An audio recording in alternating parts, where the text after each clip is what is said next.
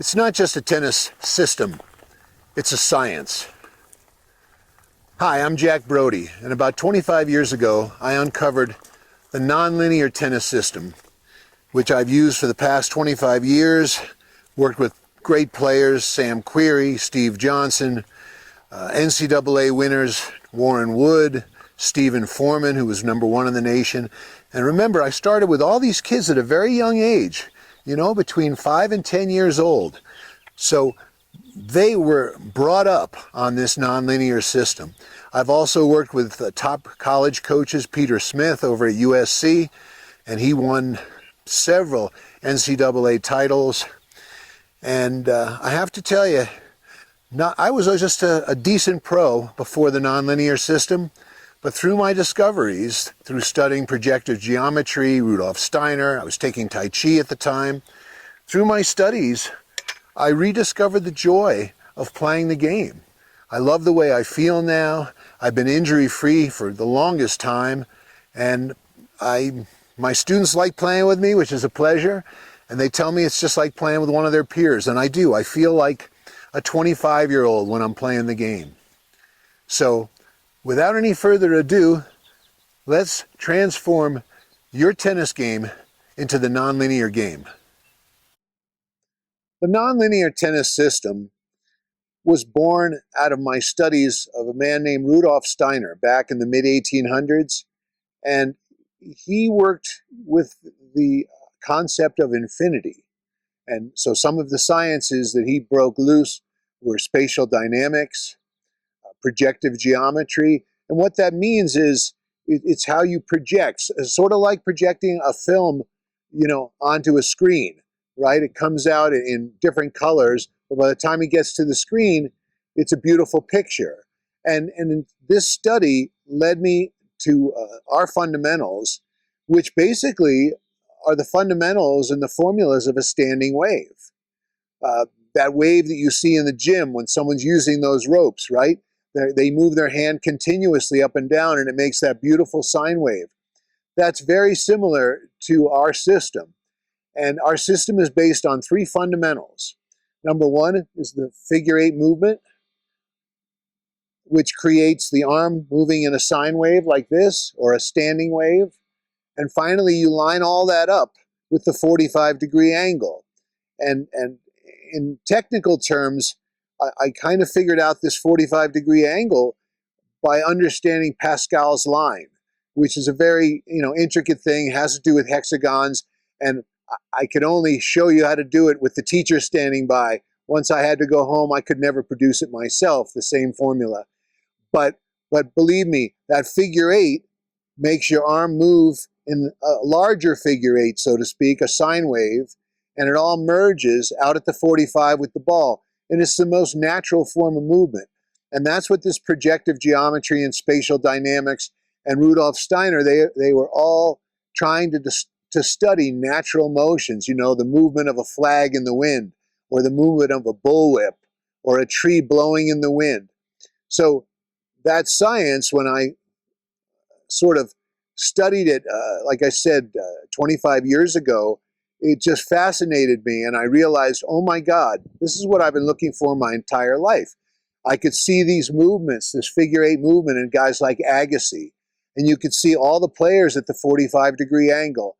And I was just absolutely fascinated, and I am convinced that this science is the thin red line that goes through all great players. And we talk about contrary motion, and we talk about a system of polarities. When one arm is up, one arm is down. When one hip is down, the other rises. And all of this really creates and decodes the movements of a natural athlete.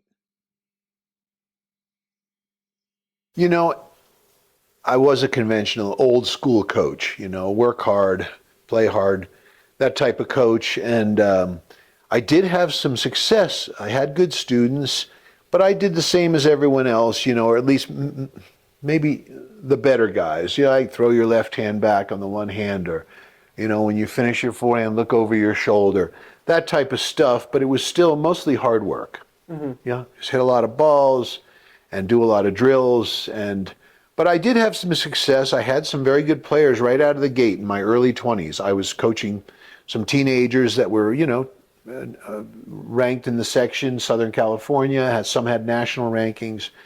I had written a book called The Real Spin on Tennis, and it was in 1996. And right as I put out, and I had Steve Foreman and a couple of other very good players then that I was working with. I wasn't working at that time or hadn't been introduced to Sam or Steve Johnson or some of the others, but was working with Steve Foreman, and his sister was a pretty good player. They were very young though. They were under 10. And I put out this book called The Real Spin on Tennis, and I was introduced to this guy who became a friend of mine, and Paul introduced me to this guy, Rudolf Steiner, and said, hey, and he was a very good tennis player. He was a very good tennis player, and right when I met him, I had broken my thumb in a bad accident, and in many, many places. So I had to undergo like 5-6 hours of surgery. And I still can't even, Wow. I still can't bend it today. Oh, yeah, you can't. No, huh? I can't. Crazy. I have 17 stitches going up here and down here. Wow. So I was in a cast. And when I met this fella who introduced me to Rudolf Steiner, projective geometry and all this stuff, and he gave me a bunch of books to read, and it was very, very difficult to read. I mean, Steiner was not an easy read. I literally had to read the same sentence 4 or 5 times to understand it. But he was deep, and he didn't try to dumb it down for people like me. He wasn't, he was writing to other intellects. And so I started playing left-handed. And this guy, Paul, and I, he was he played switch hand right. He was very good. He was a high-ranked player in Southern California.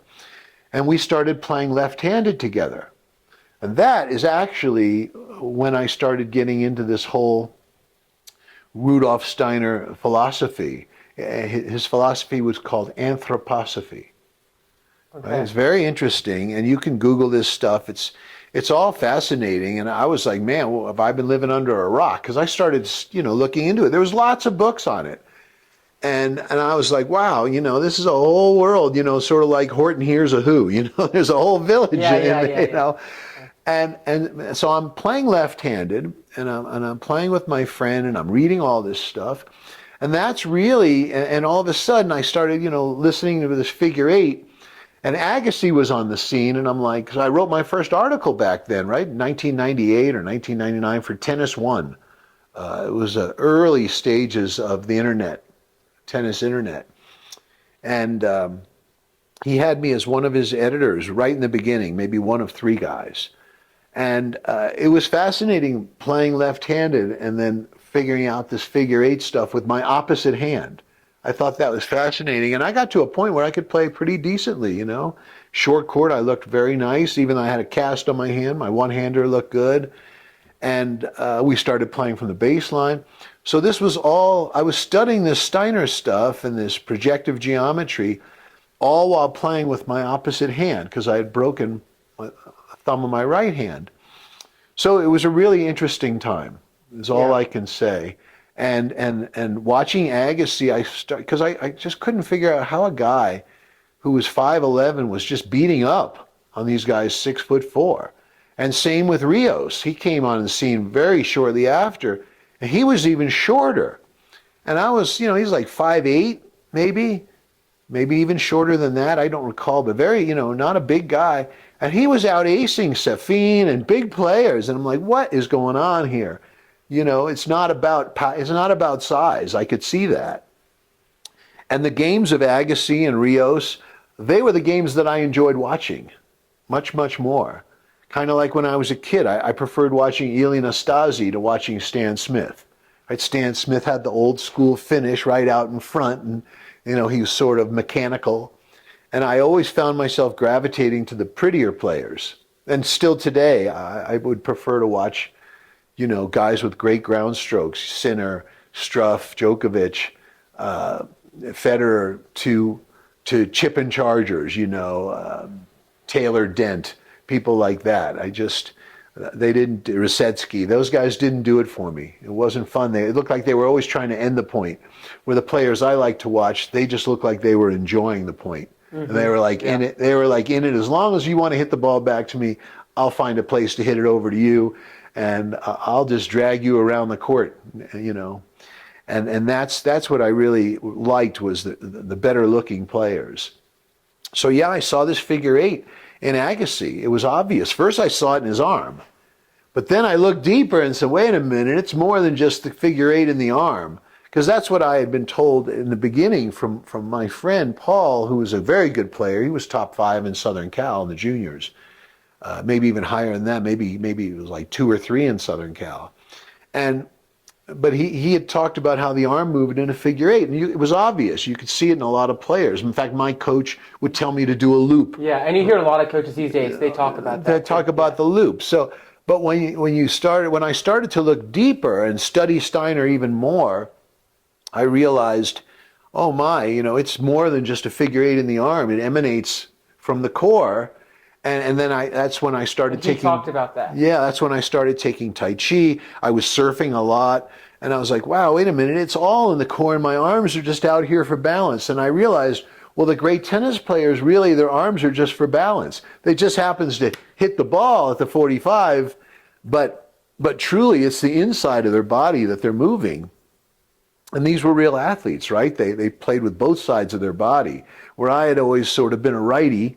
And I just kind of considered tennis a one-sided sport, with the exception of the backhand. You throw your hand back, and the forehand you point, But other than that, it was pretty much a one-sided sport. So I just got deeper and deeper, and I do remember one day talking to my cousin, David. He was a very bright guy, full scholarship. This was around 2000? Yeah, this is early, 2003, 4, somewhere in there. And I had just come up with the 8-board, and which was the double swivels. Right now we separate them, which is a better idea. But we had the double swivels on an adjustable board. And I showed my cousin. He was a nuclear physicist, a really smart kid. Crazy, yeah. Crazy smart. And I explained the system to him, and he was not an athlete, not from anything I knew. Just a real brainiac. And I showed him the system, and I told him about the figure eight in the core, making a big figure eight out here, and we line it up at the 45, and he looked at me and he said, well, he says, all you're doing is a standing wave. He says, you didn't invent anything. He says, yeah, I can. He knew who Steiner was, of course, and he said, yeah, all you're talking about here is a standing wave. So I started Googling standing wave. I was like, huh, yeah, I guess that's what it is. It's a standing wave. And then in the years to come, you saw the gym, the ropes in the gym, and I'm like, yeah, that's what we're doing, right? But instead of your hand moving up and down, it's your hips moving in and out. And instead of the rope moving in a sine wave, it's your arm that moved in a. And then I just started noticing all the players that I like to watch play.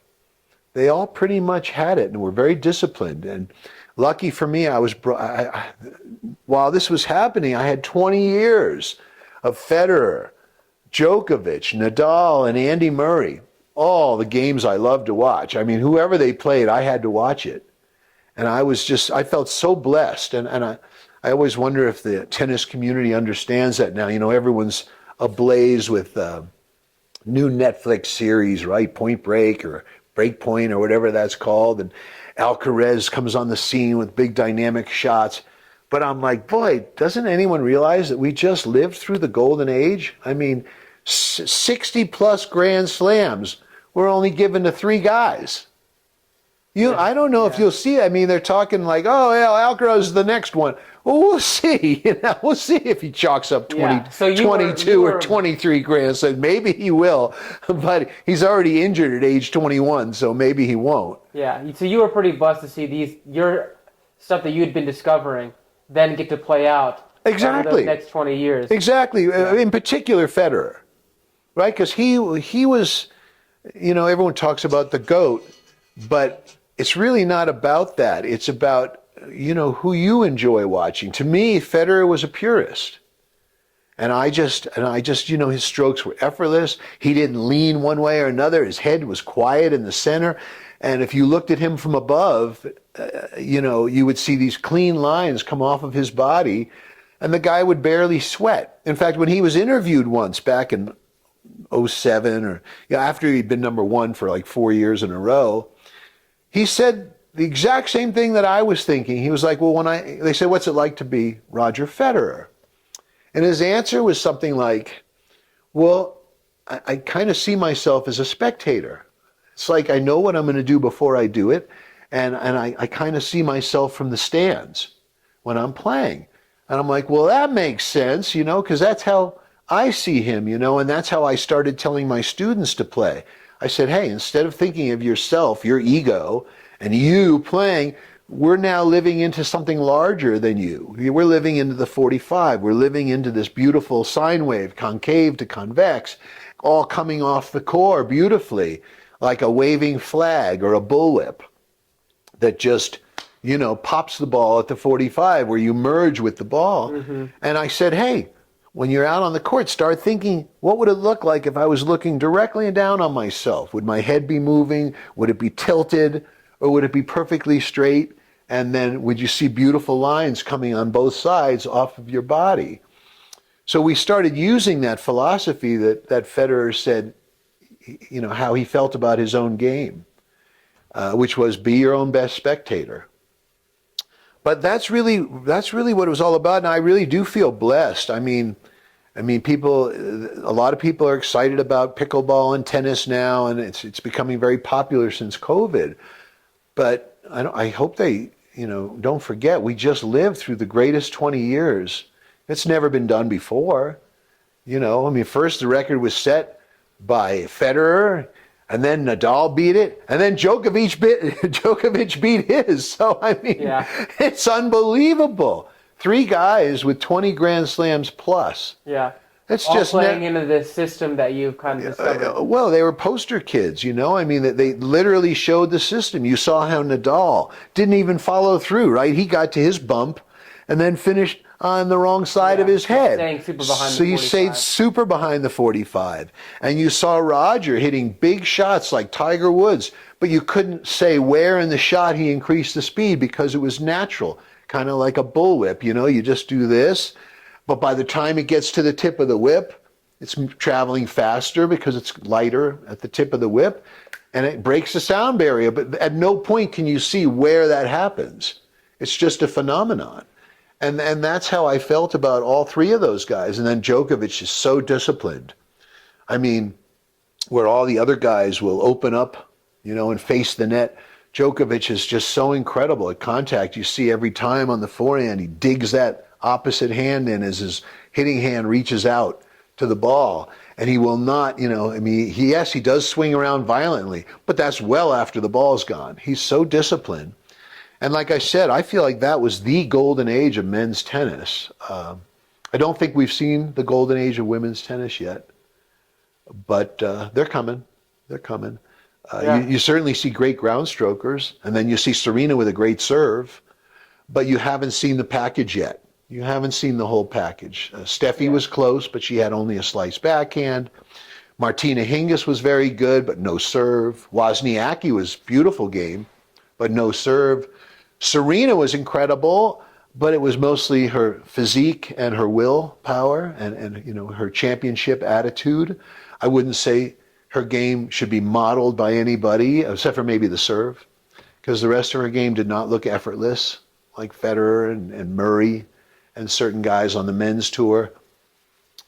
But yeah, like I said, I really feel blessed to hopefully, have I think had that's that exciting. happen. Maybe as more people, as we get more and more people in the nonlinear system, we'll have them become the women champions and really make that golden age happen for them. Well, I've got a girl. Janelle's going to be great. Yes, she's incredible. She's 10 years old, and she's winning 14 and under tournaments up in Canada, and she's got great strokes, and she actually sees contact on her serve, which is something I complain about the women all the time, right? They're always looking towards the net at contact, where you watch the men, I would say all the best men, servers, are looking up at contact and with a very relaxed face, so it's not difficult. But because of the way the women's serve's been taught, the pinpoint stance and then this abrupt rotation where they're facing the net at contact, I don't think's really helped the women's game at all. It's not even me. You hear people like Navratilova. She'll say, yeah, women still have trouble with their serve. Cool. Yeah. You know, you see the best players in the world double faulting 9, 10, 15, 20 times in a match. We're talking 2 out of 3 sets. That's too much. That's too much. Well, I think as you talked about like decoding the natural athlete, I think what we're about to get into next with the glossary and people really getting to understand more deeply the nonlinear system. You know, the unconscious awareness of players like Fed, Nadal, Djokovic versus as someone that became conscious of it like Sam Querrey or Steve Johnson and used it by knowing about it to reach that highest level, I think is going to be the next step. And so decoding it is where it begins, I think, and that's what you've done an incredible job of doing. And so that's what we're about to get into here now is the glossary. All the terminology we use in the system is about to be translated. It's kind of like the Rosetta Stone, I would say, of the nonlinear system. So yeah, we definitely have our own language because it's based on our own theory. And it's a closed system, as I always say. It's not like you could take a piece of this, or take the 45 and then load and explode or whatever the hell they do, unit turn, and then go to the 45. No, it's a system, and it's very intertwined. So you kind of have to stick with the whole system. But yeah, decoding is the right word. I mean, decoding is the right word. And there is a perfect 10 in tennis, and you saw it. You saw it with Roger Federer. He played, the way he played was more incredible than what he did. Okay, 20 Grand Slams, that's amazing. But it's the way he won those 20 Grand Slams. It was pretty much on his terms. You know, it wasn't ugly. He'd get plenty of break points that he would lose. I'd tear my hair out because I'd go, just return the serve, Roger. You don't have to hit the line. But Roger played the game on his terms. And I would say the same with Djokovic. Nadal obviously doesn't look as effortless, but he was very disciplined, like Djokovic is disciplined. And if you look for our principles, the 45, the continuous hip rotation, you see it in all the great players. Yeah. You absolutely see it in all the great players. You see it in Serena's serve. You see it in the best ground strokers of the women. I thought Henin, if she had played another 5 years, she would have been that first Roger Federer, I believe, of the game. But unfortunately, she stopped a little early. But yeah, I mean, you see that thin red line down all the players, and it's our fundamentals. And if you're looking for it, you'll see it. 45-degree angle. This is one of the major tenets in our system. I call it fundamental. And I think when you know about the 45-degree angle, it pushes you, you know, right from beginner to intermediate almost, because that's the optimal contact point. Most people get the racket back and then they try to find the ball. But if you realize that these 2 points, these two lines right here, and when you think of them as a plane going all the way up like a big wall, that's when we start talking about spin, topspin, underspin. But just these 2 lines, they're your perfect contact point. So if all you did was just go out along these lines, you could keep a fine rally going. In fact, when I hit with a big hitter, I find myself just going like this, right out along that line. Right? And if I have time, then I get into negative space, into my coil, get out into the 45 contact point, and then I try not to cross it, right? Because if I cross that 45, I'm actually disturbing the whole stroke. You want to get as close as you can to that 45 and then keep going. And you do that by going concave to convex. And you see I'm still going along that 45. So whether I finish like Roger Federer like this, or if I finish like Nadal like this, he's a little more obsessive. So as he goes into this convex, he keeps it that way. They're the same stroke. They're both lining up and making contact out at the 45-degree angle. Same with volleys, same with overheads. You see the great overheaders, they tuck in and they try to keep their hips facing the 45 even when the ball's gone. Right? They don't go like the club player like that or hit themselves in the leg. They lock in this 45 and they let the racket continue. So the 45 really is, it is one of the 3 fundamentals and keys to the nonlinear stroke. And it's even on the serve. Where do most people point their toe? At that net post, right? You're always told to point at the net post. So the 45-degree angle is really, it's major. If you want to be a steady player, you really have to understand the 45-degree angle, and you've got to be disciplined on the 45-degree angle. And remember, the 45-degree angle, it's archetypal in nature, right? The vertical and the horizontal is divided equally, perfectly, bisected by the 45-degree angle. That's why you see it in everything from science, like a microscope, the mirrors at a 45-degree angle, to a sharpshooter. Sharpshooter positions their body at the 45, takes the bow and arrow or the rifle, and they have a much keener view because one eye is a little closer to the target than the other, and they kind of triangulate and go in like a predator rather than facing the net like prey, and you have terrible spatial dynamics. You have terrible, sorry, can't believe I blew it.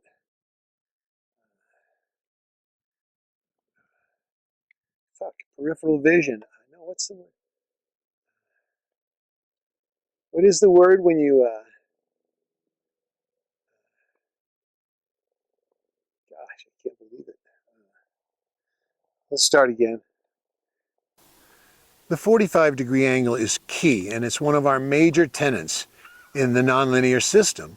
And that is because it represents a line of perfection, right? You divide the vertical and the horizontal, it bisects with that 45-degree angle, so it's archetypal in nature. And it is so important to the system because with my beginners, if I can just get them to line up their body, I just have them straddle this 45 and reach out, we can get rallies going within the first 5 minutes of any lesson. Same with the backhand. It's really all you need. From the 45, yes, you can pull in more and come out more. But just by reaching out to the 45, if you remember John McEnroe, he used to just go like this a lot. He'd jump at the 45 and he wouldn't have much of a backswing at all. But he was locked into that 45-degree angle. So it's a very important thing. And not only is it the optimal contact point, it's also your optical vision point, your depth perception is much better when your body is lined up like this, like a sharpshooter, right? You're like a sharpshooter with one eye closer to the target than the other. They triangulate, and in doing so, it gives you much better depth perception. You become the predator, as opposed to facing the net, where you're the prey, like a mouse or a deer in the headlights, or if you turn to the side, you're really only looking at the ball with one eye. So this 45-degree angle is truly perfect in nature. And you see it in every sport. When you see a golfer put the ball down to take a drive, it's not in between his legs, it's always at that 45-degree angle. If you see a baseball player in slow motion, the way they lock their leg at contact and make contact with the ball, you can see it's connected. It's right there at the 45-degree angle. When you see a basketball player line up for a free throw, right? They don't line up like this, or else they don't have the depth perception to hit the basket, right? They line up like this. You watch them, their feet are like this, and they're always juxtaposed, perpendicular, right? At this 45, so they have a much better view of the ball. So the 45 is really archetypal, and it's a big tenet in our system, and if you can stay disciplined at the 45-degree angle, you'll have incredible success, playing pretty much every day. Usually when you're off or you're hitting in the net, you're above the 45. That's why I say don't pass it, right? Get out to it. And if you have to be like Nadal and come up like this, fine. If you're more casual and you just let the elbow break, see, I'm out the 45. Before I touch it, I let the elbow break. But you don't go through the 45. That's when you hit the ball fat and dump it in the net and you have no feel. So that 45 really is the magical angle.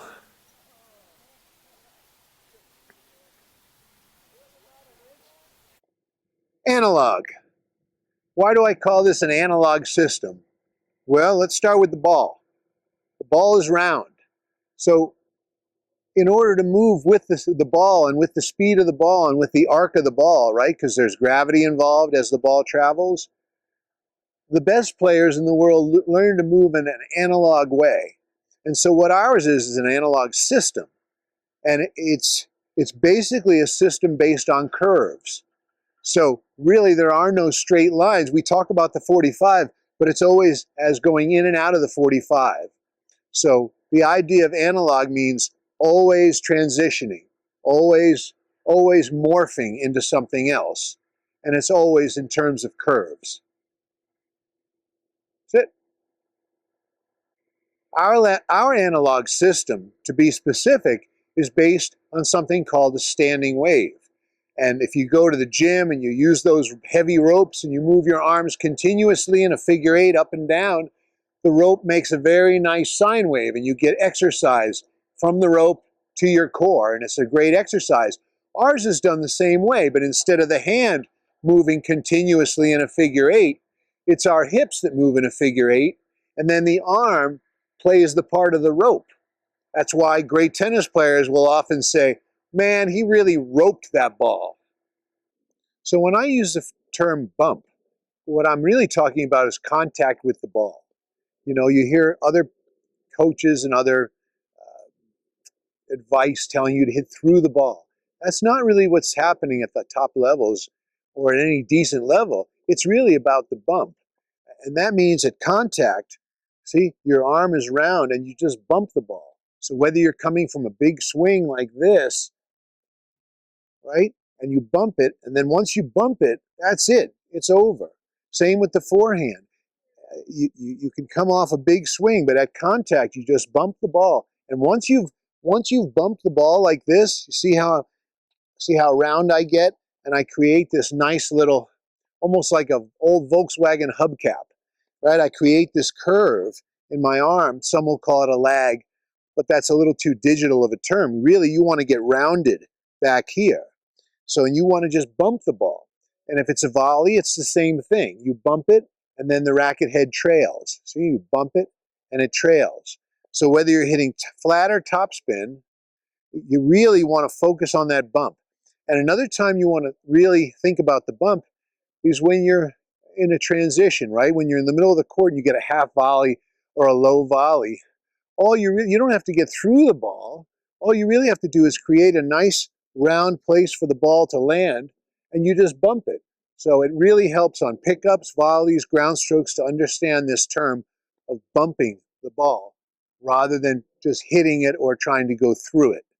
Just create a nice place for the ball to land and bump it, and it's just much easier concept and easier on your body and a much bigger swing. The other thing about the bump, I will say, is when you create this place for the ball to land and not try to get through the ball and you just bump it, the strings actually get to move back a little. Even the head of the racket moves back a little and the ball presses a little bit more air. So making that nice area for the ball to bump against is a much better hit, and you can get a whole lot of power without really having to swing that hard, because the symmetry of the strings going back and the ball getting air pressed in it, those two things really makes the ball pop off the racket face. Centered. One of the toughest things in tennis is really to stay centered. Most people center on their ego, right? They play the score. It's all up here. Instead of, where is your center? Well, it looks like the center of my body is right about here. So it's really important to stay centered and really understand when you're playing that you want to focus on your center and not trail off into the upper body and your brain and up here, because that's when you start to really lose your way. So when I say centered, I mean literally centered in the center of your body.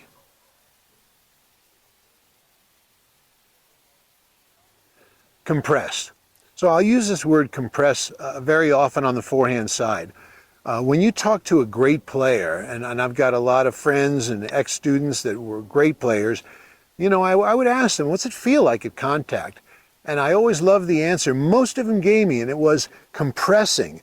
So, you know, as you go into your forehand stroke, right, your fingers are on the strings to make sure everything's turning and you're not just, you know, using one half of your body.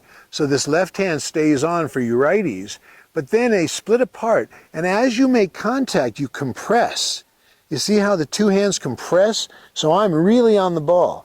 You don't want this hand here to splay out, because then it pulls your left side out, pulls your eyes towards the net. But when you compress these two hands, and on the volley, you see that? You compress them, almost like a squeeze box or a accordion, but it's out here like this. See? So they compress on the hit, and they compress on the volley, and they compress also on the overhead. See that? You don't just swing and lose control. You compress at contact, and you're locked into that contact point. So that's when I'll use the word compression, is really saying how you keep your body lined up to the ball at contact, particularly on the forehand side.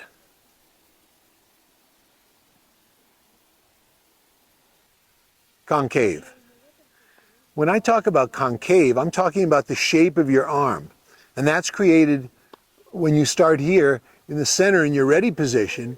As soon as you turn your hips, you see your arm should begin to go concave in one direction or the other. See, this is concave, this line right here. See, and I get into this concave, and this is what people call a coil, right? So, and it's natural because this, imagine if I'm in a big pool of water, I couldn't just throw my racket back, right? It would drag back naturally. Or if you put a cover on my racket, right, and it went against the wind, right, and I turned my hips, right, the wind would hit it and it would drag back. So it's a very natural thing to get into this concave position. And it's also on the backhand. When you go into a backhand, you don't point your elbow, you get concave, you see, as best as you can. And that's why you use your lower body like this.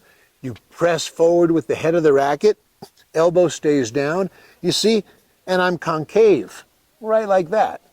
So you don't notice it with the players because it's done so quickly, but they go starting here at concave. That's how they get into their coil. So on both ground strokes and serves and overheads, you really get concave. You see, as soon as I start my hip rotation, the last thing that comes is the tip of the racket, and it creates this roundness from the shoulder to the tip of the racket. And that's concave, and that's your coil, and that's really where all the power is initiated. Connect.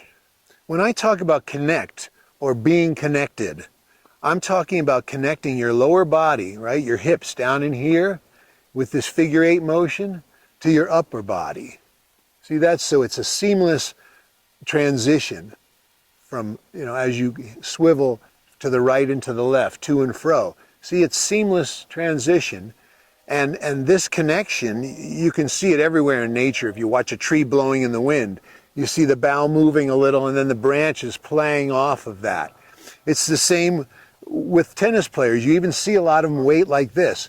What they're doing is connecting, right? They're connecting their upper body, their shoulders and their arms to their lower body. And that connection, you can see the drag, right? We'll talk about this later, but it's this contrary motion. As the hips move, see this? It drags the upper body. And the upper body is always catching up to the lower body. And it's the same with the strokes. You want to be connected on your strokes. What happens to some players, all of a sudden, they get nervous and they get arm dominant and they've lost their connection.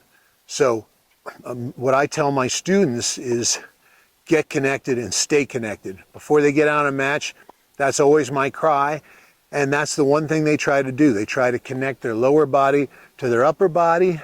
And they also try to connect the entire move with the flow of the ball, right? The ball rises and has its own kind of a figure 8, right? An S as it bounces and rises again. And you learn to connect the whole stroke with that flow of the ball.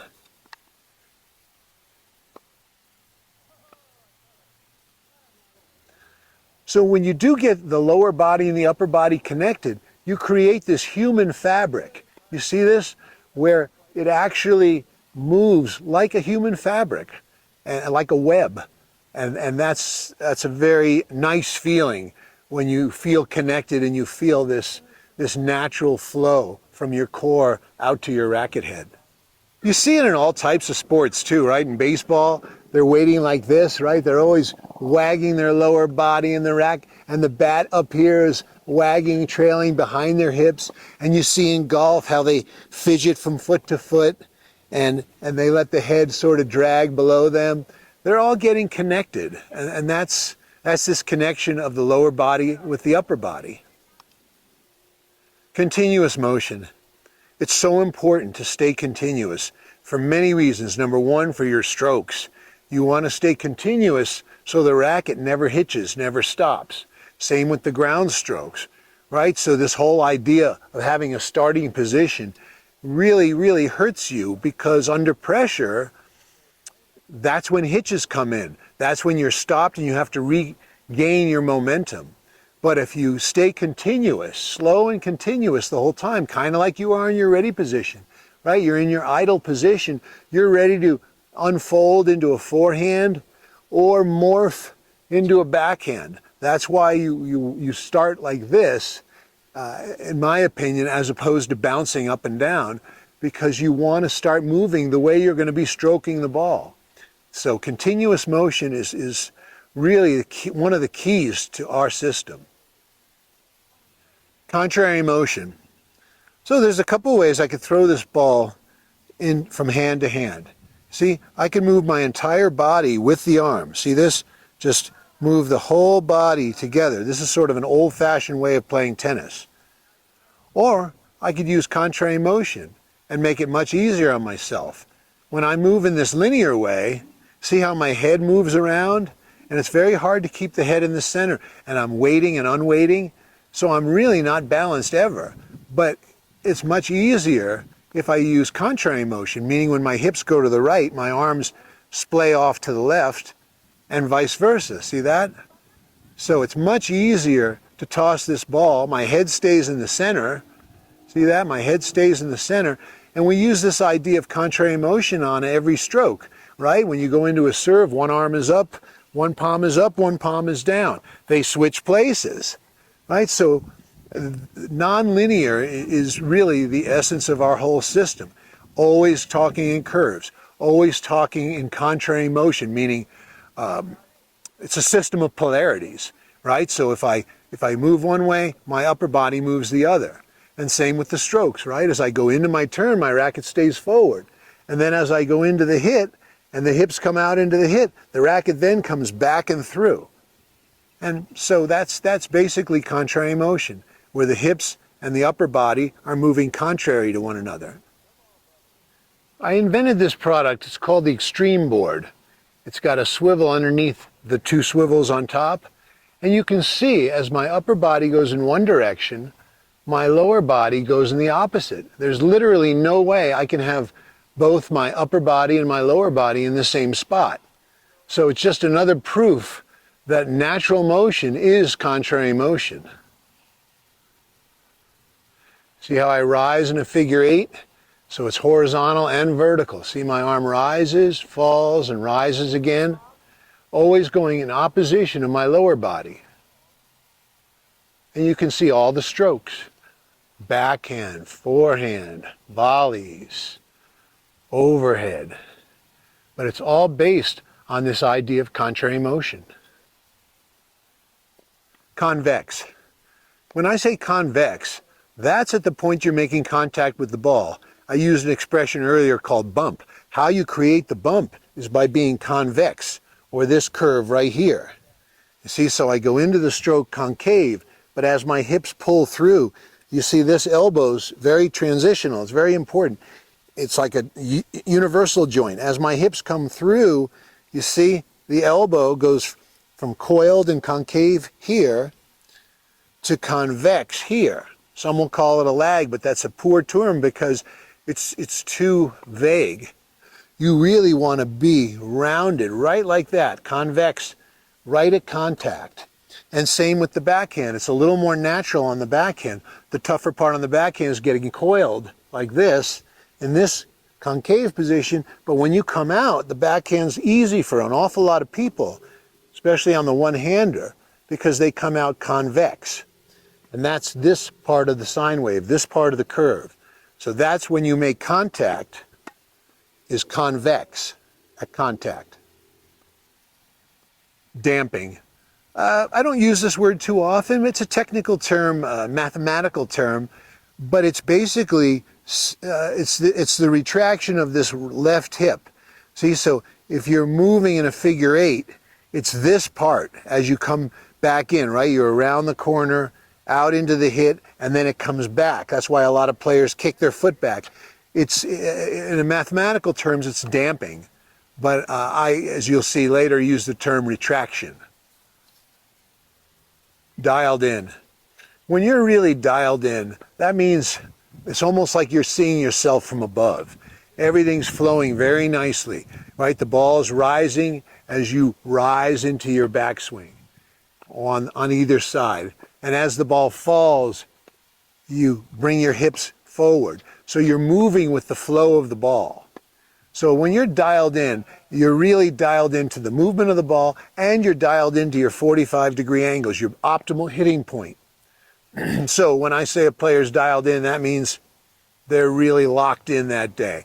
They're seeing their hitting point, they're on the hitting point, they're staying continuous internally, and that means they're creating this, beautiful wave from their hips out to their shoulders, out to their arms. Digital. So I'll use that word sometimes when I see a player and they have this one position that they get to, and then they wait for the ball, and then they swing, and they do it on both sides. And even on the volleys, you see them turn, and they abruptly turn their racket face and step forward. And that's very linear or digital way of thinking, and that's really the opposite of our system. We talk in terms of analog motion, where you morph gradually from your center and ripple out to the racket head, as opposed to getting in one position, waiting for the ball, and then following through in a separate position. These are what I would call digital or linear terms. Expand. When I talk about expanding or rippling out into the stroke, it really is just that. With a circle, like dropping a pebble in water, it creates a circle that expands, right? Exponentially. When you do a figure eight, it doesn't expand in a C. If I just turn in a semicircle, my racket would move in a semicircle. But this figure eight is a little more complex, right? It's two circles put together. And what happens there is the arm expands. You see this? It ripples out away from you. It goes concave, convex. So as I go into my turn, into my negative space, the racket gets a little closer to my body. But then as I come out with the hips, you see, it comes from close and goes deep into the 45.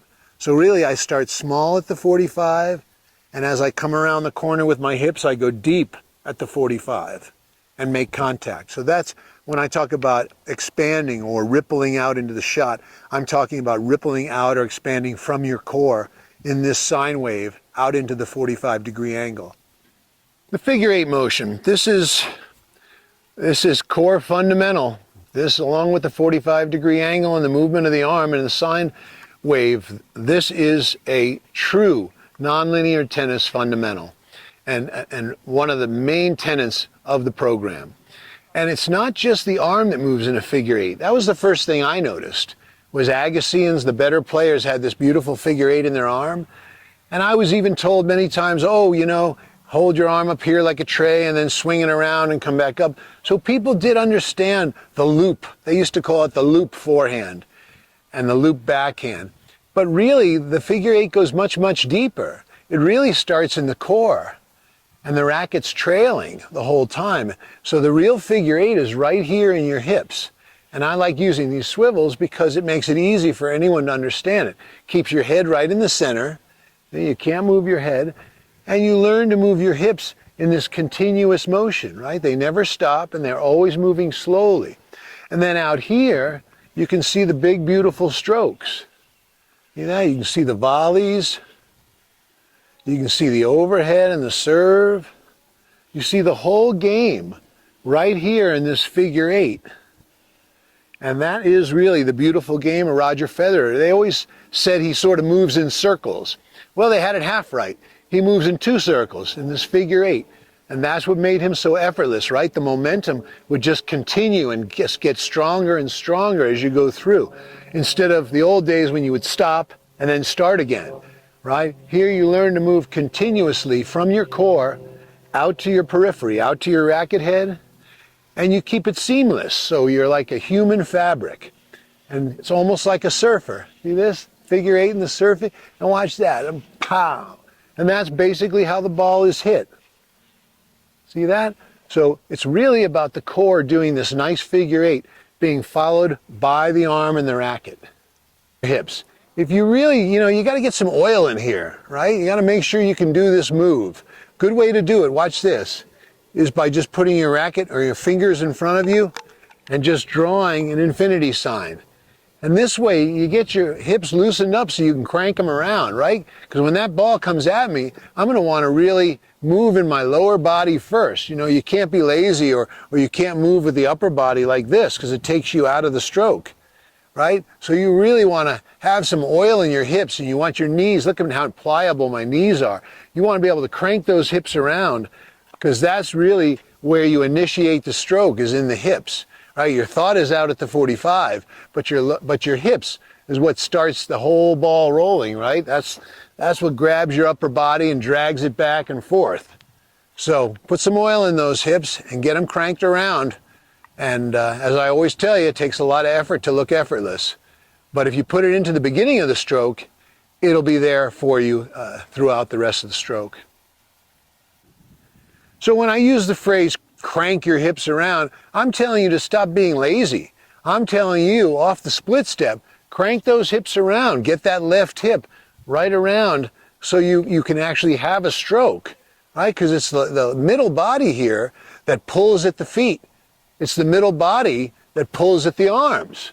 See that? So if you're a little lazy in here and you don't crank your hips around, meaning if you don't start twisting, right? If you want to coil and then uncoil, twist and then untwist. So you can't be lazy. That first move is really the most important move of the stroke. As soon as you see that ball coming, you really crank the hips around and you make sure you're lining up your 45. If you're lazy on your first move, chances are it's not going to be a good hit. So when I'm talking about the horizontal plane, I mean lateral. Right? I mean going this way. See, so my arm's in the horizontal plane. And that's all you really have to know. I like to use this term human fabric because that's really what it feels like. It's almost like in this wind today, you see the wind screens here, they're pushed out or they're pushed in, or when you take a sheet and you pull it like this and you're drying it out in the wind, you see the whole thing's connected and it moves very beautifully. And so I feel that way about the body. If you're really performing the strokes correctly, your body is like a human fabric. You see that, where it starts at the core and goes out, almost like the wind's at my back, and the flag is moving like this, luffing in the wind. But it's the entire movement from the very center out to the periphery or the racket head. Kinesthetic learning.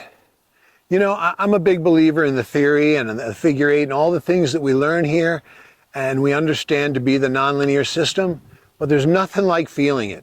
So I have my students use all these different devices, training aids, so they can feel it, so they have kinesthetic learning, right? Instead of understanding just the figure 8 rotation and making contact at the 45 and the arm moving from concave to convex, when you get on these devices, you can actually feel it, and you can feel the figure 8, and you can understand the idea of moving slowly and continuously.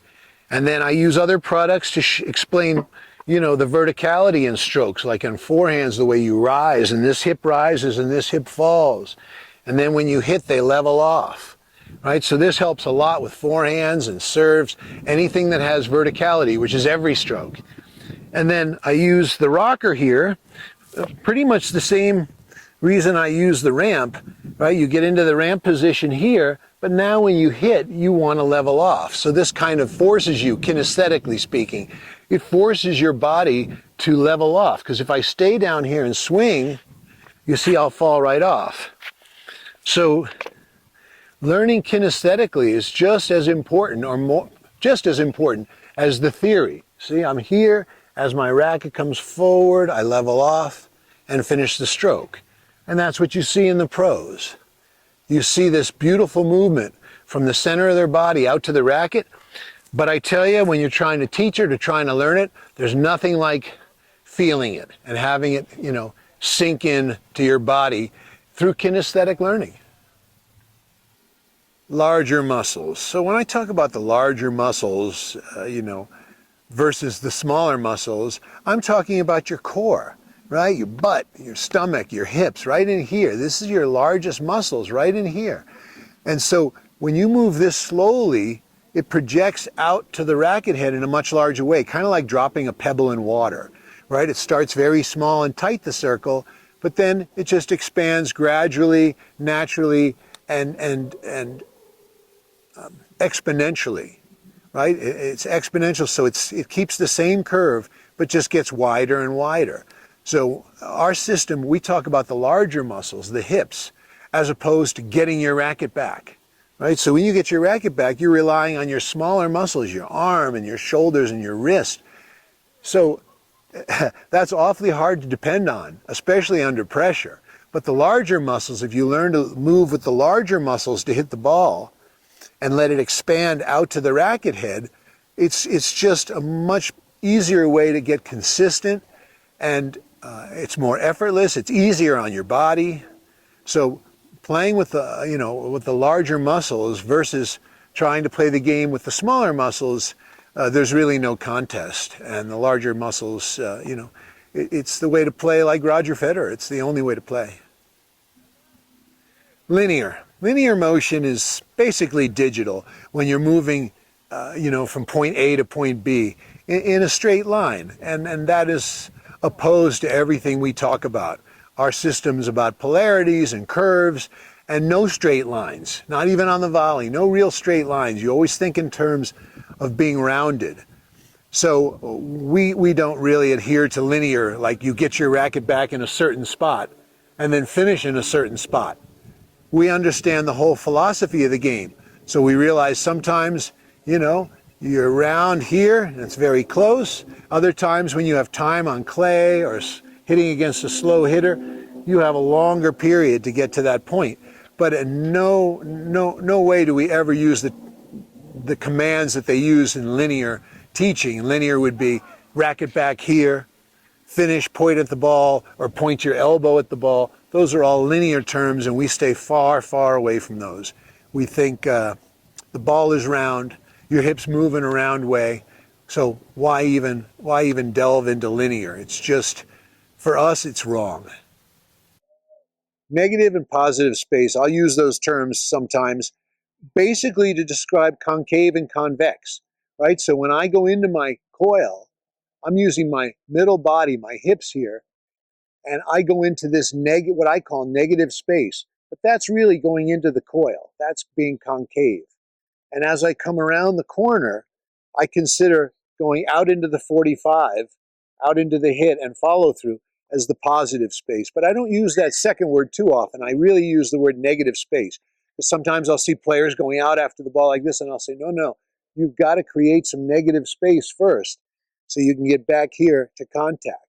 So negative space is something I will use occasionally, but it basically represents the concave or the coil part of the stroke. So the 45-degree angle has a lot to do with this idea of negative space. So if this is 0 point, right, if this is a perfect contact point, you're either on this side of it or on this side of it. It's impossible. You don't want to be straight at the 45 because the 45 is just a concept, right? It's a concept of perfection. But there is no perfection in infinity, right? It's always morphing into something else. So I'm either on this side of the 45, which I would call negative space. You see, I'm on the negative side of 0 point.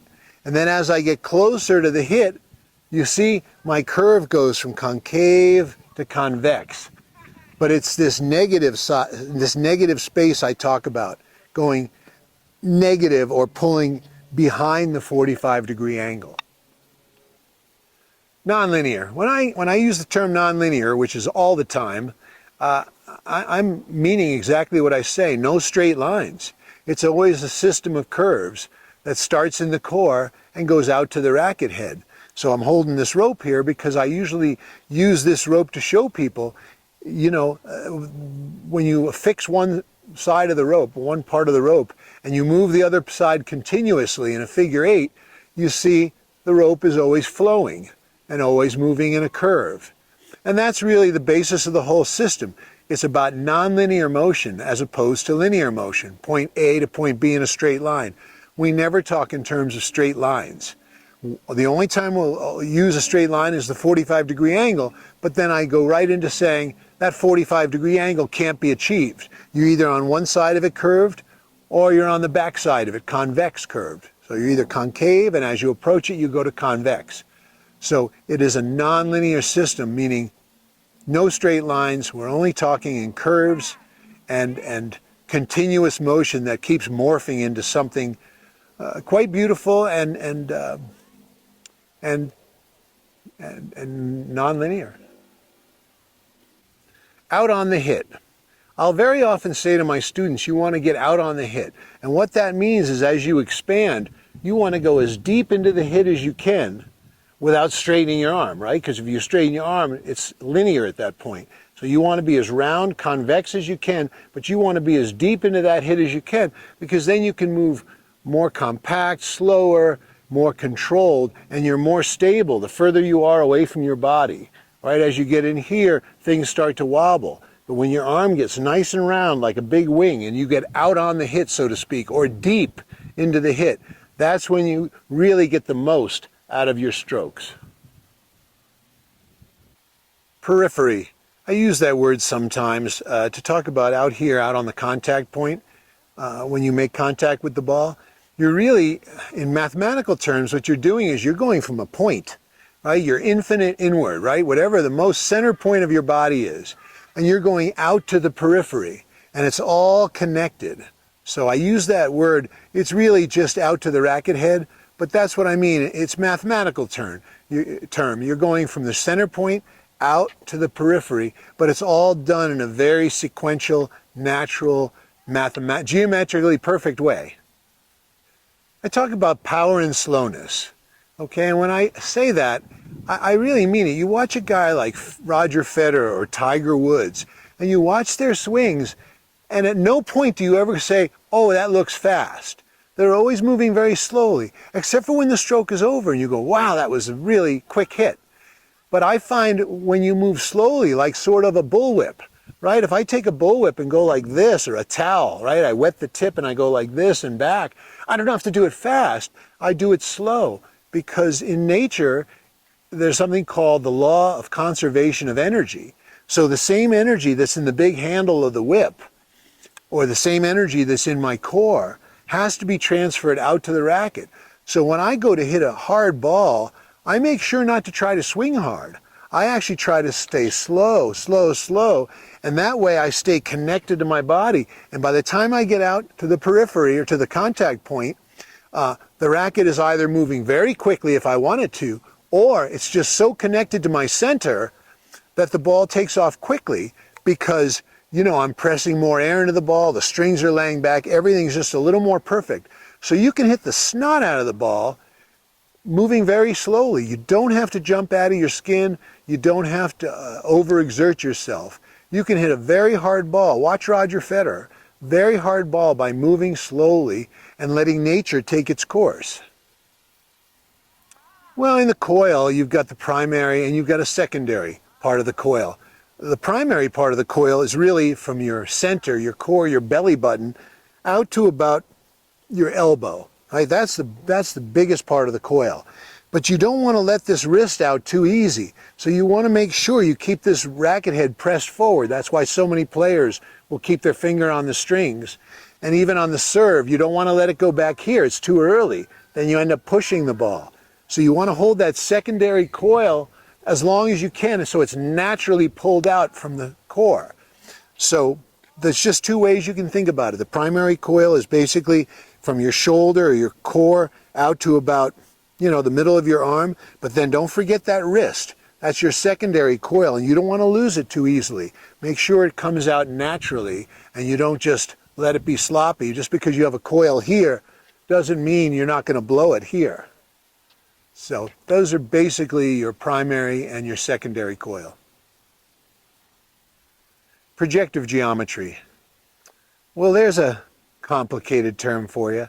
You can Google it, but there's a world of information behind this term projective geometry or nonlinear motion. And I discovered it through a guy named Rudolf Steiner, who really delved into this quite a bit. And it basically showed how you could predict a flag waving in a 40-mile-an-hour wind, or how a tree would naturally move, and even the movements of a horse, right? They don't move in a linear way. They have a figure eight in their motion, and a tiger. And the fastest animal on the planet is a hummingbird, and that's the only animal whose wings move in a figure eight. So there's just infinite power in this nonlinear geometry, and it's a fascinating study. And basically I've taken nonlinear geometry and projective geometry and spatial dynamics, and I've sort of melded them all into our system. And to me, it's fascinating, and it makes the game much more interesting to play, to teach. And instead of, when you play in a linear way, you're happy if you hit the zone twice in a lifetime. That's what you hope for, is to hit the zone in a couple of matches. But when you play in this nonlinear way with these laws of projective geometry and spatial dynamics, you're basically in the zone every time you go on the court, because the concepts like the 45-degree angle and the standing wave, they never change. So it's not a matter of feel and of getting your racket back early. Am I low enough? It's really a matter of, am I lining up my shot at the 45, my core, my hips to the 45, and am I making contact out at the 45? And as I use the word nonlinear or projective geometry, that projective meaning you project how it's going to be out here. So when I play, or when I tell my players to play, I always say, go take a dress rehearsal on every ball. If I see a forehand's coming, I know my contact's going to be out here, convex, at the 45. So I basically have hit it once in my mind, and then I go into it the second time and I make that happen. So I actually get a dress rehearsal on just about every ball, because I see in my mind where it's all going to project out to. And then I pay attention to staying continuous in my hips, staying lined up to the 45. And so projective geometry is just a really fascinating thing to bring into the tennis world in terminology. I talk pulling a rope or tug of war. I use those terms quite a bit. Especially on ground strokes, I talk about this idea of a tug of war. If I'm going to do a tug of war, I wouldn't just do this, right? I'm going to be against a bunch of other people. My lower body would come first, right? And I'd be trying to pull with my upper body. But it wouldn't be that easy. Naturally, it would be my lower body that I'd get into, my center of gravity. And so I use that term quite a bit. And then I use the term pulling up a rope on a serve, right? Because so many people will toss the ball and then get their hand out of the way. Or some will try to toss it and keep it up there. I say no, go beyond that. I say, once you let go of that toss, keep the hand following it, and then like in gym class, grab onto a rope in your imagination and pull yourself up the rope like this. You get a little bit extra, from your lower body to your chest, kind of like a slinky going down a stairs, right? The lower middle part goes first, and then the upper part comes flying. So it's really that feeling of pulling up a rope on the serve is a really good graphic for students or for players to think about. And like I said, it gets you into this natural power of a slinky mode. Some of my players like to even think of it on grounds on the forehand. When you're out here on the stroke, you just pull the rope into your body like that, and that keeps you lined up to the hit. I would call that compression. But it's a good way to think about it. If that works for you, think about pulling a rope on the whole forehand side. See that? Pulling a rope. Racket head speed. Now that was a buzz term about 10 years ago. They were really using it a lot, and they'll still use it today. But when you think of it in terms of racket head speed, most players just get sloppy. They just try to speed up their arm and their wrist and just swing as fast as they can. Racket head speed should naturally occur as I said earlier, like dropping a pebble in water, it starts out small in the hips. And then as you get out to the racket head, if you have our contrary motion that we talk about, you'll notice it's kind of like a figure skater. It's impossible to skate in a circle around me as fast as I could pull you. Right? Right? I could pull you much quicker because it's the movement's coming from the core, and you're just holding on for dear life as I whip you around, right? And I don't think you could even skate in a perfect circle around someone. So the idea of racket head speed is kind of a misnomer, because you don't want to think of speeding up your racket to hit a harder ball. And sometimes you can hit a harder ball without thinking of racket head speed at all. Just getting your weight deep into the hit, letting the ball sink deep into the strings, and having putting more pressure into the tennis ball itself. That ball will pop. You'll notice a lot of the players will hit a very, very quick shot and just bump the ball like this from their core, and they'll bump it. But the ball will go very quick. So in order to hit the ball fast, you don't necessarily need racket head speed. But if you're going to get racket head speed, make sure it comes from the core naturally, like that, and not trying to muscle it with your elbow and your arm. Retraction. Very important term in our system. Without retraction, you end up being very sloppy. You face the net. If you have good contrary motion, you end up hitting the ball a little wild, a little long, and losing your sort of North Star with the 45-degree angle. So retraction is very important, and there's several ways to do it. And what it does, it means when you're doing your figure eight, it literally means retracting your hips going into the next figure eight. See that? I retract, come around, and go again. Retract, come around. So when you're stroking and you've got your hips working, you don't want to over-rotate like this and face the net. So you watch the great players like Fed, Djokovic, all of them, Alcaraz, you pick one, and they all, right at contact, you'll see for a moment their hips come in, so everything's facing, so they've got all this power, and then everything's facing contact, the center of the body and the racket head's facing contact. And there's lots of ways, you can think of it physically with your hips, you want to retract, but a lot of ways people will do it. They'll kick the foot back, see this? They'll kick it behind them like that, like Federer did a lot and Djokovic does a lot. And they'll use their left hand, right? They'll retract and pull this left hand from out here on the hit, and they'll retract it like it's a bird's wing. See, it's a bird's wing, and they just retract it, stayed in, and that keeps you lined up. On the backhand, with the one-hander, you see a lot of players throwing this left hand back. That keeps you lined up. See, that keeps the hip from splaying out. Some players will also slide the foot back. If you remember Billie Jean King, she's the first person that ever taught me that when I was about 21.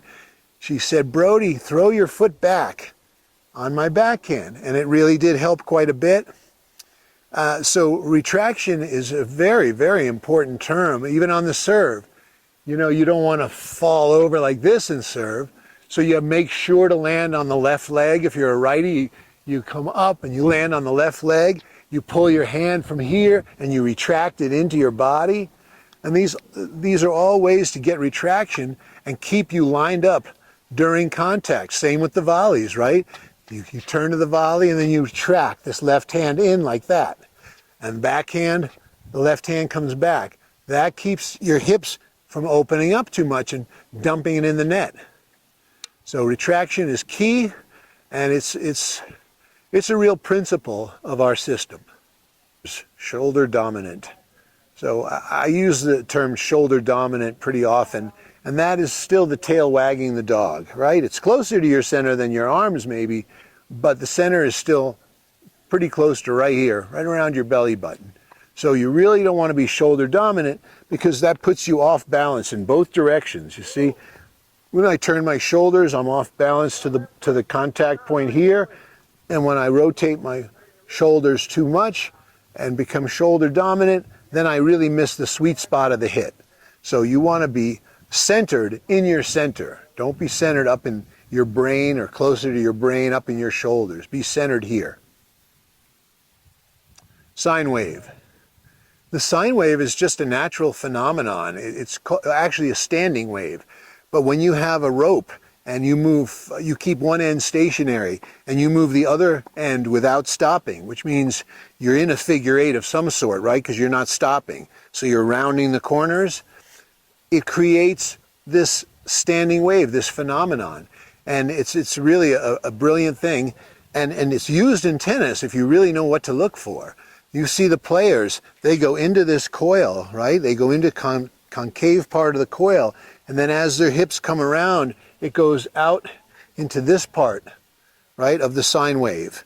So you go concave to convex, and it's all done very gradually in a very analog way. So there are nothing's extreme about it. It's just natural. By keeping your hips in a continuous figure eight, it makes the arm go concave to convex out to the 45-degree angle. And that's the sine wave we talk about, and it's the same on the backhand. It's not as easy to see. People think they see the players taking their rackets back, but really what they see is the body turning and them getting into this concave part of the sine wave, and then as their hips come around, you see right back here, it switches to convex, and they make contact right there and bump the ball at contact, whether it's a two-hander or a one-hander. So on the ground strokes, it's really important to understand this standing wave or this sine wave that you create with the continuous slow movements of your hips. Superconsciousness. You know, that's a big deal to me, because with our system, it's not about trying hard, trying my hardest, coach. It's not that physical. It's really up here. And here's where it takes all the effort to look effortless. And so I use the word superconscious because in the past, back in the 70s and 80s, they would always say, oh, look at so-and-so, McEnroe's playing, he's unconscious today. Or McEnroe would say it about other players when he first started commentating. And it sort of taken the meaning that's a good thing. And with our system, it's not a good thing. With our system, we're so defined with the 45 and the figure eight that if you're paying attention and if you're super conscious, that's when you can play your best. It's all going on in here. So if you, like I said, I'd rather you be super conscious than play unconsciously. You know, be super conscious about the 45. Be super conscious about your lineup. Be super conscious that your hips are never stopping during a stroke. They're always staying continuous. So paying attention and being super conscious is really, it's a key principle in the our nonlinear system. So when you're super conscious or when you're really paying attention, you get in that zone pretty much every time you play. And you don't feel like it was luck, and you don't feel like, oh, I don't even know where I was the last hour. You feel like, you know what? All I did was live into these larger principles by paying attention. And you can literally be in the zone every time you step on the court. In fact, you should be in the zone every time you jump on the court. And that's because you should pay attention and be super conscious of all the nature of going on around you, you know, all your spatial dynamics. You should know your 45, you should pay attention to it. And that's really how you become effortless, is by using a lot of effort up here and being super conscious. When we are in the zone, we know we're in the zone and we know why we're in the zone, right? We're paying attention to all of our core fundamentals and core principles, and it's not a mystery as to why we're in the zone. When you're unconscious, like a linear player will be, and you get into that zone, you know, maybe accidentally or for 15 minutes, or maybe a whole match if you're lucky, you know, you just go, yeah, I don't know what I did today, but I was terrific. With us, you know, I would always ask my top players, you know, when we play these national tournaments, you know, you played pretty well today, Steve, or this or that. And they go, yeah, I played all right. It's always all right because we know what we're doing. So we know we can get into that zone every time, and that's what makes it so special. Being in the zone and being conscious of why you're in the zone versus being in the zone and having no idea and being completely playing out of your mind or, you know, unconsciously. So I think our way is definitely a way to be much more consistent and consistently playing your best tennis. Our nonlinear tennis system is really a system of polarities, meaning for every action, there's an equal and opposite reaction. So when I push down into my left hip, my feet swivel to the right and my hands go to the right like this to keep everything in balance, to keep my head on straight. And then when I switch, they level off for a minute, and then sometimes I can even finish back here, as you see the players jump up off the ground. But really, you just have to understand that the hands, they mirror off of one another. See that? And they're always in balance. And when one hip and one shoulder rises, like here on the serve, the other hip and shoulder fall. See that? So you get this nice slope. And then you meet at the top, you're balanced, and follow through. So as I go into my coil, I push down and come back with my feet. And then as I level off and go into the hit, I go in the opposite direction. And that makes it the effortless stroke, having all of these polarities working together. Same with the backhand. I get into my coil, I push into it, and then I level off as I hit. And it's obvious to see on the serve, right? You coil, and then as you go up into the hit, the hands change places. And instead of being sloped in this direction, now you level off, and at one point you're sloped in the other direction. So it's always this system of polarity that's going on that really makes our nonlinear system work. Universal stroke. I talk about the universal stroke, especially in the beginning when I'm working with someone, and I try to explain to them, you shouldn't have a weaker side, because both sides really mirror off of one another, right? Your figure eight starts it, and look at how my racket trails in a figure eight. So the end of my forehand is the beginning of my backhand, and the end of my backhand is the beginning of my forehand. It's really just one stroke that's mirrored on both sides. Pow. See that? And then pow. It's the same stroke. It's basically your ready position, right? Your non-static, non-linear ready position that morphs into something larger.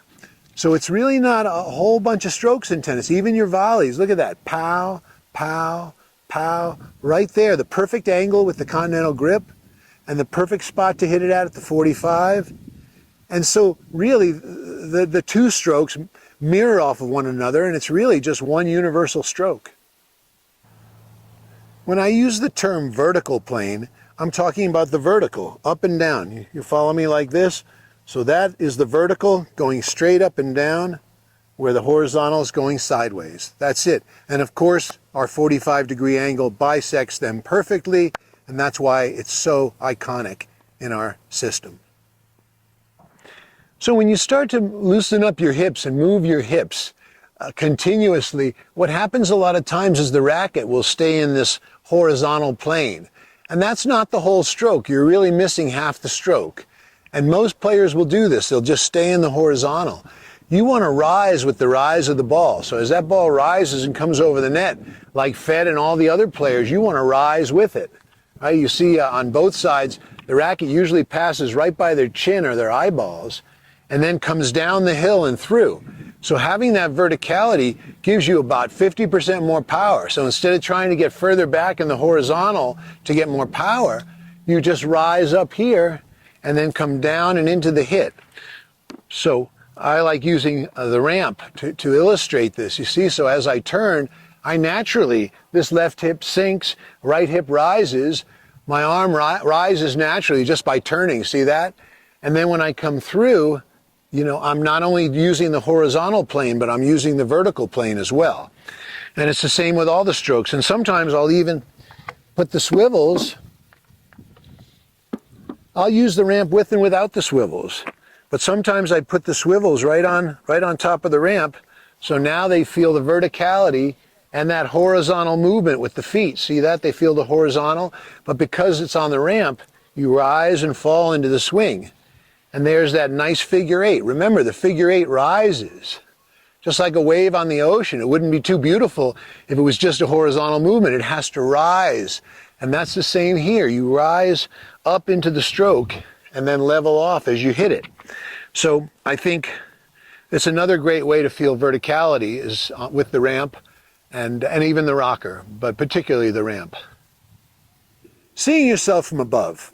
To me, that is really a crucial thing when you get to a certain level in your tennis game. You want to be your own best spectator, okay? I remember about 5 years into Roger Federer's incredible run back in the early 2000s, he was asked, did an interview with one of the tennis magazines, and they said, what's it like to be Roger Federer out there on the court playing a match? Because he was such a special player. And his answer really coincides with how I feel about the game. He goes, I feel like a spectator when I'm playing. He says, when I'm moving the ball, it's almost like I see myself from the stands, and I see how I'm going to move into the stroke and what I'm going to do. And I think that perspective is a much better perspective. I've always wished that the commentators and the videographers and the pro matches you see on TV, I always wish they would show the whole stroke from above, so you could see how the head doesn't move, right? You see this dot, how it sort of goes down and up, and you see how the racket, and the bodies line up to the 45, and the racket goes in and out of the 45 like this. And I just think, if you think about seeing yourself from above and just see the lines coming off of you, like God looking down, what would he see? Would he see that dot? Or would he see you leaning over? Would he see that nice transition out into the stroke? And that nice sine wave going out into the stroke? Is that what he would see? So I like to think about that when I play quite a bit. I like to be my own best spectator and view myself from above. 0 point. I use this term a lot. When you're waiting for return to serve, where's your 0 point? Well, it's the other side of the net, or it's facing it. Maybe if you have a waiting on return to serve like this, your 0 point's facing your server. But as soon as you see which side of the ball, your body the ball is going to, if it's a forehand or a backhand, you change your 0 point. It is no longer straight ahead. Now you go, oh, here comes a forehand. You create this new 0 point. You see the best players, they're right here for the first brief second of their stroke. And you see they're lining it up. And that is your 0 point. And then you want to go a little inside of it, or negative space. And then as you hit 0 point again, you go convex, you see? So it's an optical illusion. You're not actually bringing the head forward. You're just staying convex, and your racket's still going out to 0 point, that perfect balance point. And then the follow-through is more like this. A lot of people think the follow-through is this way, but it's not. You want to be on this 0 point, and you want to sort of ripple along it. See how I'm curved, and I go right along it, and then I finish. I'm on the backside of it with going from concave to convex, and then the stroke just disappears. So it's the same on both sides. I see it's a backhand. First thing I do is line up my inner body, right? My innermost body and my periphery, my outermost. And I line them both up to the hit, and then I see the hit, and then I go back out into it and back at 0 point again. This hand comes back to keep me there so I don't lose it. And then I just let the racket disappear after I get out as deep as I can into the hit, and then it just disappears. So those are your 0 points, of the 45-degree angle. Well, yeah, a lot of people, they're going to pound their chest and go, I'm old school, and you're just trying to reinvent the wheel. Just get out there and work hard. The problem is, everyone teaches in this dot-to-dot linear type fashion, and so most players just become mechanical.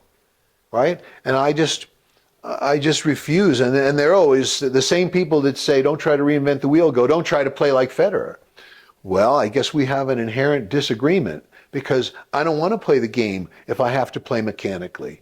I don't want to play the game if it feels like I'm pushing or steering the ball down the line. I want to rope the ball down the line. So where other people talk about technique, do this, racket back here, do a loop, do straight back, finish here, point your elbow, point your racket. I see tennis more as negotiating time and space. That's what you're doing, right? The ball's coming from the abyss. So the first thing you have to do is make sense out of chaos. That's what the 45-degree angle does. It makes, all of a sudden, now I have some semblance of order, right, at the 45. And then the movement of the ball is in a figure eight, right? Think it rises, falls, hits the ground, rises again, so it's basically half of a figure eight. So, why is it the beautiful players look so great against one another? Because they're sort of flowing back and forth with the movement of the ball. So yeah, I mean, I don't know if I'm reinventing the wheel. You see it in Federer and players like that, and sometimes, I guess, in every city you'll find one kid who plays a beautiful game, and everybody goes and watches that kid. Whether they win or lose, it's not important. It's just they go to watch him like you watch the waves crashing on the beach because it's so beautiful and it's mesmerizing. And that's how I felt about players like Federer, Andy Murray, guys that really were very special players. But yeah, the same guys that say, don't try to reinvent the game, they also say, don't try and play like Federer. I have no interest in playing that other type of game, sure, yeah. that mechanic. And they're also the same guys that say, you got to hit a million balls. Well, there's no guarantee you're going to be a good player if you hit a million balls. You might just have a hurt arm. Or you might just get so disgusted that you play so hard and you try so hard and you're still getting rounded in the first or second round that you're just like, forget it. This is the game. I'm not meant for this game. And I think there's too many people that get turned away from tennis that if they just knew the joy of hitting a great ball, roping the ball, they would play tennis forever. And some would use it, some would use it to, to up their stock, right? They don't want to play college tennis. They want a UTR 11, 12. And others would just get out there and push the music box and just rip with a friend across court, for an hour. And they get a joy from just hitting a great ball. But that's really all I care about is hitting a better ball. And what you do with it is totally up to you, or don't do with it is totally up to you. But this system gives you the coordination and the balance and the flexibility to really, really hit a beautiful ball. And there's something inherently joyful about hitting a great ball. And I agree. Yeah. So that's my answer to those guys. Sure, go ahead, stay old school. I have no problem with old school people. I used to say it about myself. It's funny, the young people, I said it when I was in my early 20s. I'm old school. I don't know why it felt good to say that. But old school is not necessarily the best school. I think it's better if you can learn as you get older and not just be stuck in the 60s or the 70s or whenever it was you started playing. Why get stuck there? Why not try to be better? Why not try to be Federer? Better and Federer. It's funny that they rhyme. That's really all I have to say about that. So that kind of like maybe like now the next question I have is why has this terminology that you have been able to translate over from Steiner and projected geometry, why has that been so powerful for you in using it in this system to enhance and to improve the learning experience for your players? Well, I don't know if I sometimes I make up my own words, like contrary motion and things like that. And counterbalance, I certainly didn't make that up, and I guess math's perfect. So there is a chance of being perfect, and if something's perfect and something's logical, then I can see light at the end of the tunnel. I remember as a junior, I don't know about your experience, but one day I'd play the greatest match of my life, and 2 days later I'd be like, I'm a beginner, I don't even know what I'm doing out here. So, and it would go that far. It would really go that far, and I think a lot of juniors feel that, right? They feel, okay, I'm getting better, and then for some reason they play someone who doesn't hit a nice ball, and all of a sudden that person can throw them off, and they can play like crap. Or they take a week off, and now they're petrified to go back on the court, because, oh my God, I haven't played for a week. I mean, I don't think it bothers the great players to take a week off. I can tell you, guys like Foreman, who was #1 in the nation, I went skiing with him. The family would take me. We'd go skiing for a week or 10 days. And he'd come back and play a couple days and win a tournament. So the best players, they don't have the fear and anxiety that the other 95% of the guys in the tournament feel. Right? The guys in the semis and finals, they're different than the rest of the players. And the rest of the players make up most of tennis. right? I mean, the reason we can have tournaments is because 50% lose in the first round, but they give you the $50 entrance fee. That's why we have a tournament. If you didn't have those first rounders, we wouldn't even have a tournament. So yeah, I think the fact that math is just irrefutable, right? I don't care. You know, I do that clacker drill, right? Where the volleyer and I come in and we clack the ball. I could take a month off and still do that. And I could take a month off and still, you know, take my 2 rackets and do that clacker drill with the 2 rackets, right? And I can play a really nice game. I don't think taking a month off would hurt me at all. If anything, at my age, it might make my body relax a little bit and feel a little bit better. So I think that's really what it is. I mean, when you see the game and the body motion in geometric terms, you know there's light at the end of the tunnel, because math is math. 2 + 2 is 4. I don't care if you stick a gun to my head, the answer's still 4. I don't care if I'm walking a tightrope, the answer's still 4. Yeah. That's the beauty of playing with a true geometric, mathematical, scientific, however you want to call it, system. It can never let you down. Play lefty, fine, let's play lefty. It doesn't matter. Play 2 hands on both sides, I'll do that. What's the difference? Because the geometry stays the same. Yeah. And that is a great point, that it always stays the same. And so having that information in your head, I feel like empowers you on the court, because you now are so aware of it.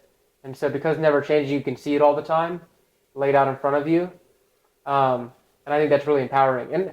But one thing I was kind of wondering was, as you were studying Steiner and coming in, putting it into tennis, right?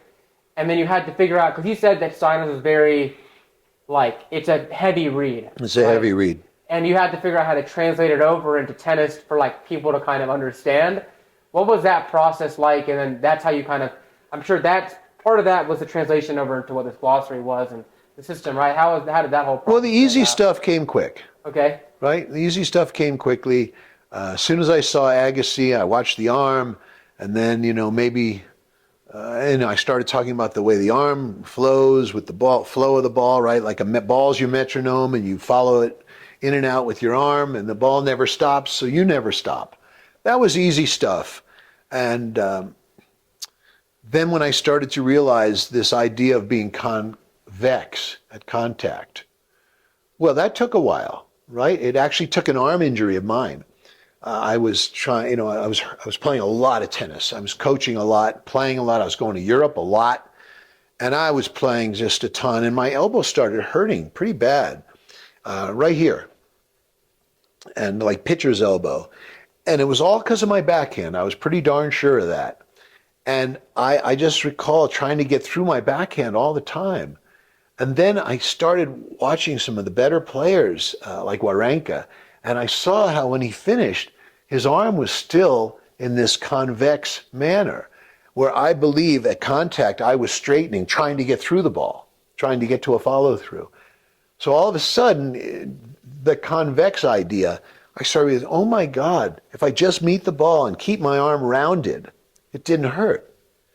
And the ball popped off my strings bigger. I'm like, and lucky for me, I was coaching some great kids. I mean, I was working with Sam in some privates in my camps, but I was coaching his coach, Tim. I was literally coaching his coach. Sam Curry and Tim Schneidley. Tim Schneidley was taking my course, like JC, your coach was taking my course, which I offered about 15 years ago. And these guys were big followers of mine, so I figured, well, I better really flush this system out better, because it's just not about the figure eight. There's much more to it. So once again, talking to my cousin and understanding what it was that bump. That's where the ball got hit, was off the bump. And then I realized, why am I trying to follow through so much when all I need to do is get out to the hit and make sure my arm is in that shape? And that was really a big epiphany for me. And so, that, and watching my players, seeing how well Warren, who won the NCAAs in 2015, but he was a great junior too, And he could crack the top 1,000. He was a good player.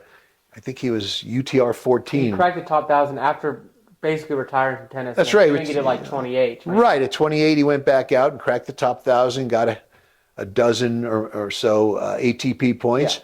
But he just did it, he did it on his terms and just played his game. But boy, the way he would crack forehands down the line, I started to slow motion my own players that were better than I ever could have dreamed of being. So I was more, I guess I was just a better facilitator than I was doer. But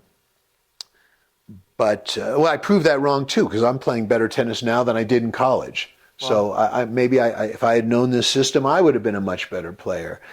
But yeah, I'm watching Foreman hit these incredible inside-out forehands. Warren pasting down the line shots. His backhand was beautiful. So in coaching these guys, I would also watch these guys. And I was like, oh my, it's like he hits an inside out every time. Even when he goes cross court, it's kind of inside out. And I started understanding the game better and better. And, and then guys like Djokovic, I'm watching their opposite hand on the forehand, always crushing in like this, compressing at contact. And so I started doing that. And just, like I said, this golden age of tennis was really, it was pure gold for me. Because I got to see some of the most effortless and the most disciplined players on the tour. And then my own kids were doing great. They were winning Easter Bowl, and they were winning national hard courts and winter super nationals, Orange Bowl, and this and that. So I got to literally learn while I was coaching these kids.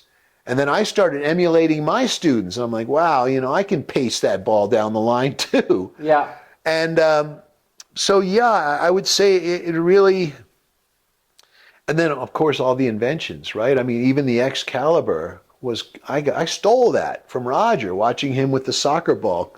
His coach would throw another soccer ball and Roger would bump it right back to him. And I'm like, oh, he understands the power of roundness against roundness. And that's when the Excalibur came. So everything sort of built upon one another. And I'm like, son of a gun, we see the game totally differently than everyone. I mean, Foreman's on returning serve thinking, okay, I'm going to fly into the 45. I'm going to line up this return so well. And the kid he's playing is like, I'm going to toss higher and I'm going to snap I don't know what they're thinking, but I'm going to bend my I'm going to bend my knees and snap my wrist at the top. So we're thinking a completely different way. It's almost like we're playing two different games. And it looks like it. Everyone knows when it's my student on the court. Based on something, not just my observations. Oh, look at that weight he's putting on his leg. Let's just call that loading. Or look how he pops the volley. Let's just call it sticking the volley. We used to call it popping the volley. Now they like to say stick the volley, but it doesn't really mean anything. I mean, not really. It feels good. It's cool to say, oh, stick the volley. Sure. But I don't really know if there's an application for it. I mean, you can't tell a 2.0 player to stick the volley. Yeah. And it works under pressure. I mean, look, you got the number 1 in the world now, or 2 in the world, Sabalenka.